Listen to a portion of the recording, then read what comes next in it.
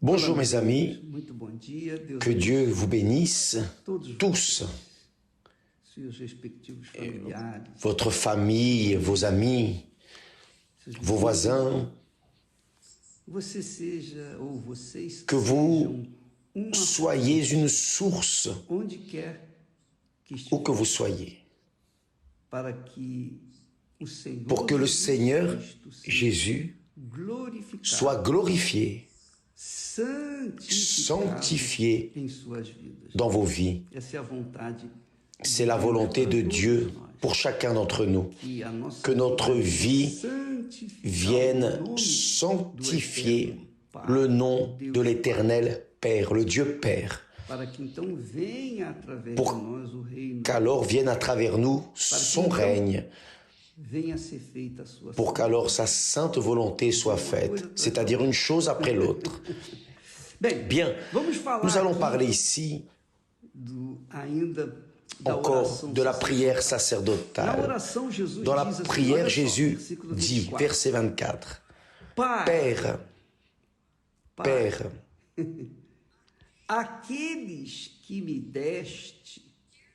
je veux que là où je suis, ce que tu m'as donné soit aussi avec moi, afin qu'il voie ma gloire, la gloire que tu m'as donnée, parce que tu m'as aimé avant la fondation du monde.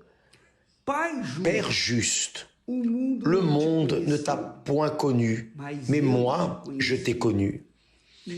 Et ceux-ci ont connu que tu m'as envoyé, que tu m'as envoyé. Je leur ai fait connaître ton nom, et je le leur ferai connaître, afin que l'amour dont tu m'as aimé soit en eux, et que je sois en eux.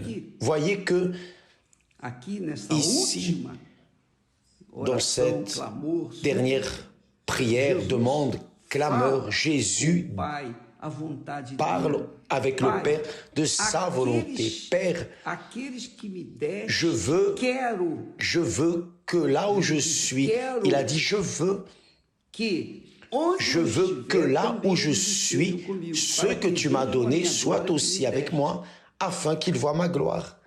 Donc, mes amis, faites bien attention à cela, parce que c'est extrêmement puissant et glorieux. Vous pensez que le Père va renier au Fils qui a été si soumis, si serviteur, qui est descendu de sa gloire pour servir le Père, faire la volonté du Père? Vous pensez que le Père ne va pas lui plaire, l'exaucer? Le propre Dieu Père a dit « J'honore ceux qui m'honorent ». Ceux qui me méprisent seront aussi méprisés. C'est-à-dire, le Père s'est senti honoré avec son Fils. Et quand le Fils est obéissant et soumis, quand le Fils écoute la voix de son Père, de ses parents, et répond à leur vouloir, c'est-à-dire ces parents qui sont de Dieu, n'est-ce pas? Ce ne sont pas les parents qui sont rebelles, non, mais les parents qui sont de Dieu.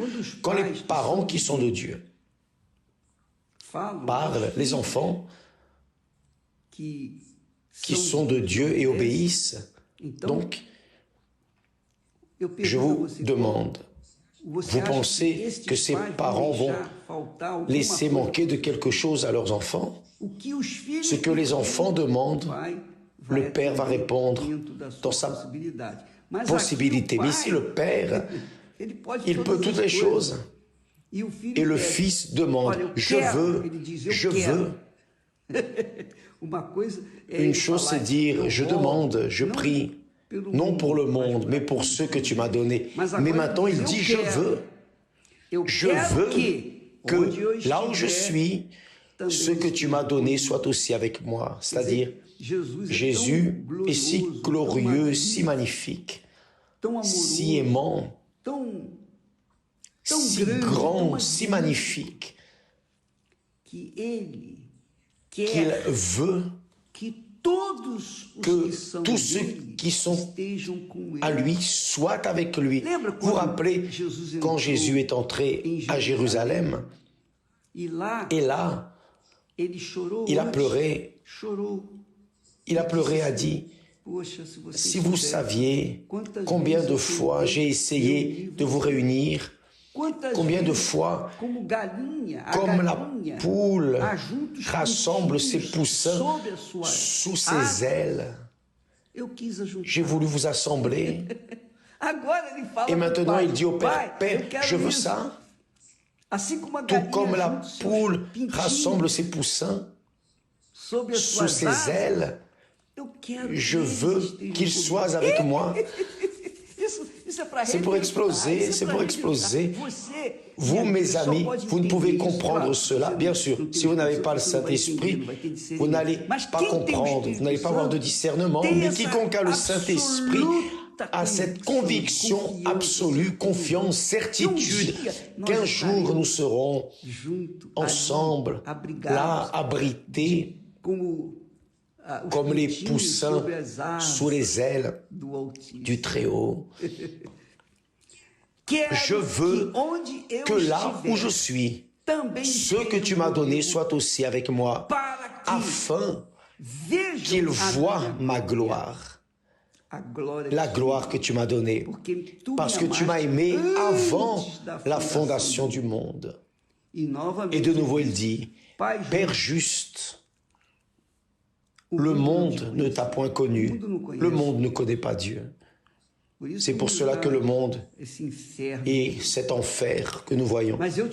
Mais moi, je t'ai connu, et ceux-ci ont connu que tu m'as envoyé. C'est-à-dire, vous, mes amis, avez-vous déjà pensé, par exemple, chez moi, Esther et moi vivons en paix. Nous vivons en parfaite paix. Pourquoi ? Quelle en est la raison? Parce que lorsque nous nous sommes mariés, elle avait le Saint-Esprit et moi aussi. Nous avions déjà le Saint-Esprit. Donc, le Saint-Esprit nous a guidés l'un vers l'autre. Tout comme il a fait avec Sarah et Abraham, avec Isaac et Rebecca. Lui, Dieu, nous a conduits l'un vers l'autre. Donc, dans la personne du Saint-Esprit, nous sommes un seul corps, un seul esprit, une seule foi. Donc, il y a la paix en nous. Avez-vous déjà imaginé si chez vous, vous qui me regardez maintenant, vous qui avez des enfants rebelles ou des parents rebelles, vous qui avez des parents rebelles, vous les aimez, mais il y a un abîme entre vous. Pourquoi? Parce qu'ils n'ont pas le Saint-Esprit, ou parce que peut-être vous n'avez pas le Saint-Esprit. Donc il y a ces conflits, parce qu'il ne manque qu'un seul esprit. L'un a l'esprit mauvais, l'autre a l'esprit bon, ça ne marche pas, ça ne va jamais marcher. On peut être beau, merveilleux, mais si on n'a pas le Saint-Esprit, ça ne vaut rien. Ça ne vaut rien, il n'y a aucune valeur. Il faut qu'il y ait le Saint-Esprit. Les deux doivent avoir le Saint-Esprit. Les deux doivent être scellés, tamponnés, confirmés avec le Saint-Esprit pour que, alors, ils puissent vivre en paix et avoir une famille constituée, une famille véritable à l'image de ce que Dieu a fait au départ avec Adam et Ève. Donc, le secret est de recevoir le Saint-Esprit. Et là vous dites, mais je veux, évêque, je veux recevoir le Saint-Esprit. Vous voulez le Saint-Esprit, n'est-ce pas? Cependant, n'oubliez pas une chose. Le Saint-Esprit n'est pas, vous n'allez pas le trouver au marché, ni au shopping, au cinéma, ni sur les réseaux sociaux. Non, le Saint-Esprit va se trouver quand vous allez chercher Jésus. C'est Jésus qui nous donne le Saint-Esprit. Ce n'est pas le Saint-Esprit qui se donne à nous. C'est le Seigneur Jésus qui nous donne le Saint-Esprit. Tout comme le Père nous a donné Jésus, Jésus nous donne le Saint-Esprit pour que nous, ses serviteurs, ses disciples, ceux qui le suivent, puissions nous maintenir unis et vaincre jusqu'à la fin, pour qu'alors nous recevions la couronne de vie. Donc, vous qui voulez le Saint-Esprit, vous devez vous livrer au Seigneur Jésus. Si vous ne vous livrez pas à lui, alors vous n'allez pas être baptisé du Saint-Esprit. Ça ne sert à rien de chercher le Saint-Esprit et de laisser Jésus de côté. Non, c'est lui qui donne le Saint-Esprit. C'est comme Jean-Baptiste a dit, il vous baptisera du Saint-Esprit et de feu. Donc, le témoignage de Jean-Baptiste, quand il a vu Jésus pour la première fois, il a dit, oh, celui-ci vous baptisera du Saint-Esprit et de feu. Donc, vous devez livrer votre vie, votre cœur à Jésus. Maintenant, ce qui est difficile, ce n'est pas d'avoir la connaissance, de savoir ces vérités, comprendre ces vérités. Ce qui est difficile, c'est d'ouvrir main, de renoncer aux choses que vous avez dans le cœur. Vous n'ouvrez pas main, vous ne renoncez pas. Par exemple, le petit ami à la petite amie, du fiancé, vous ne renoncez pas à votre réputation, vos choses, vos vanités, vos désirs, vos yeux adultères. Vous ne renoncez pas. Donc, comment pouvez-vous renoncer, recevoir le Saint-Esprit en étant sale? Ce n'est pas possible. Donc, vous devez vous efforcer, vous devez vous sacrifier. Laissez-moi lire ici un chapitre très intéressant en hébreu. Lorsque, voyez, les personnes veulent recevoir le Saint-Esprit, mais elles ne sont pas toujours disposées, disponibles à payer le prix pour lui. Les personnes sont disposées à faire tout pour avoir cette fiancée, ce petit ami, cet homme, cette femme. Oui ou non? Les personnes se livrent, abandonnent la maison, la famille, abandonnent les parents, les laissent en arrière, enfin. Ils suivent parfois un homme qui n'a rien à donner, mais parce qu'il est beau, parce qu'il est costaud et qu'elle est belle, merveilleuse, ah, ça va marcher, ça ne marche pas. Ils abîment leur vie, jettent leur vie dans l'égout. Ils vivent déjà mal, mais ils veulent parce qu'ils veulent cette créature. Ils sont cupides, ils sont fixés sur l'autre personne.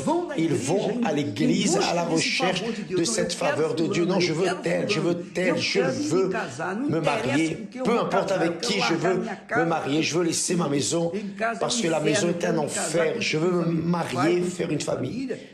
Vous allez faire une famille dans cet esprit, vous allez faire une famille pire que votre propre famille. Voyez bien ce que nous avons ici comme conseil pour recevoir le Saint-Esprit. Et ce dimanche, nous aurons la Sainte Seine de la résurrection. Et le texte dit, le texte sacré dit que et nous avons un souverain sacrificateur établi sur la maison de Dieu. C'est le Seigneur Jésus, dans la personne du Saint-Esprit. Approchons-nous donc avec un cœur sincère, sincérité, transparence, sincérité et transparence, dans la plénitude, dans une entière certitude de la foi, sincérité, foi, les cœurs purifiés d'une mauvaise conscience, c'est-à-dire laissons la mauvaise conscience. Parce que si vous avez une mauvaise conscience, votre foi est en bas. Quand la personne a une mauvaise conscience, viennent les doutes, les peurs, vient l'anxiété, ces pensées négatives, mauvaise conscience. Libérez-vous de la mauvaise conscience. Pardonnez si vous devez pardonner. Faites ce que vous devez faire. N'attendez pas de sentir pour faire ce que vous devez faire pour recevoir le Saint-Esprit. Soumettez-vous 100% à sa parole. Il va venir à votre rencontre.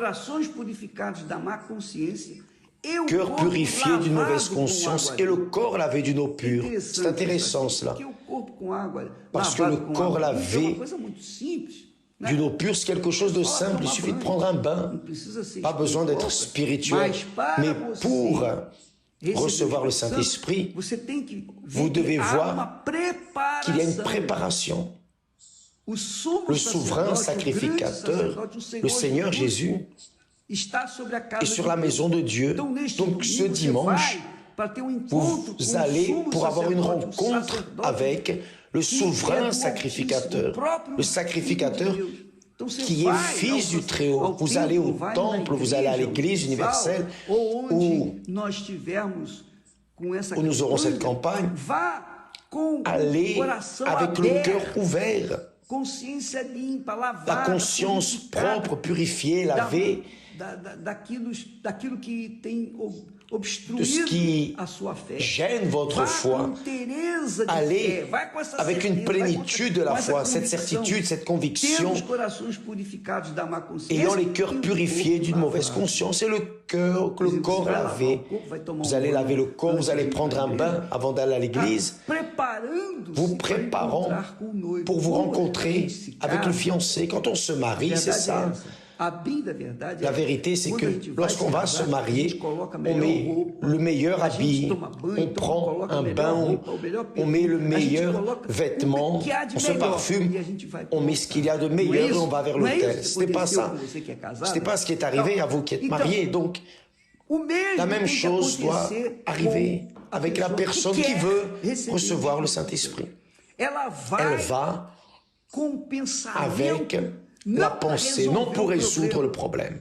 Ce dimanche, problème de salaire, d'emploi, de chômage, de maladie, rien de cela. Ces problèmes vont être solutionnés après. Mais d'abord, vous allez vous fixer, penser à recevoir, avoir une rencontre avec l'époux, recevoir votre époux, qui est le Seigneur Jésus, le souverain sacrificateur. Allez dans cette foi. Allez avec cette pensée. Beaucoup de personnes viennent à l'Église universelle juste pour recevoir de l'argent, pour recevoir un travail, pour recevoir des miracles. Elles ne viennent pas avec le dessein d'avoir une rencontre avec le Seigneur Jésus. L'époux est là, elles viennent vides et elles repartent vides aussi. Jésus a dit chercher premièrement le royaume, c'est-à-dire le roi du royaume de Dieu qui est Jésus. Cherchez premièrement le roi du royaume de Dieu. Quand vous rencontrez le roi qui est l'époux, le Seigneur Jésus, alors le roi va pourvoir à tous vos besoins. Et d'abord, vous devez vous encadrer dans la volonté du roi. Vous devez avoir une rencontre avec le roi. Vous devez avoir un compromis avec le roi. Donc, préparez-vous ce dimanche. Préparez-vous pour que ce dimanche, la Sainte Seine ne soit pas juste manger de plus le pain et un peu de jus de raisin. Non, que cela soit réellement un pacte que vous allez faire avec le Seigneur Jésus. Voici ma vie, Seigneur Jésus. À partir de maintenant, il n'y a plus de père, de mère, d'enfant, de mari, d'épouse, de fiancé, de petite amie, de maison, de mariage. Il n'y a plus de futur, de projet personnel. Il n'y a plus de réputation, il n'y a rien. Je mets tout entre tes mains parce que c'est ce qui se passe au jour du mariage. Vous mettez toute votre vie entre les mains de l'autre personne, n'est-ce pas? Et vice-versa. C'est ce qui se passe. Ça doit être un mariage. Avoir une rencontre avec Jésus, c'est un mariage. Si vous livrez toute votre vie, Jésus va livrer toute la sienne. C'est comme ça. Tout contre tout. Tout de vous pour le tout de Dieu. C'est le pacte, l'alliance, le mariage. C'est la Sainte Seine de la résurrection. Si vous voulez vraiment payez le prix. Faites ce que je vous dis. Et si vous ne recevez pas le Saint-Esprit, alors vous réclamez ici sur Instagram. Et je vais réclamer avec Dieu. Je vais exiger ce que vous avez fait et qui n'a pas été exaucé, parce que ce serait une injustice de sa part. Il montre ici, Père, ce que tu m'as donné, je veux que là où je suis, ce que tu m'as donné soit aussi avec moi. Donc, voulez-vous une meilleure place dans ce monde pour être avec Jésus qu'être sur son autel, le point de rencontre, le lieu du sacrifice, où une vie se donne à l'autre? Bien, c'est la proposition du jeûne de Daniel. C'est la proposition pour ce dimanche spécialement, le dimanche de la résurrection, la sainte scène de la résurrection. Et j'ai la certitude que beaucoup qui m'écoutent en cet instant et qui sont déjà en train de déterminer, sont déjà en train de mettre ce projet en eux, embrassent ce projet, ce plan, vont le mettre en exécution ce dimanche. Et quand ils arriveront au temple ou à l'église universelle, elles seront déjà prêtes pour dire oui à Jésus et recevoir le oui de Jésus. Et alors, il y aura le mariage. Que Dieu vous bénisse. Et à demain, au nom du Seigneur Jésus. Amen.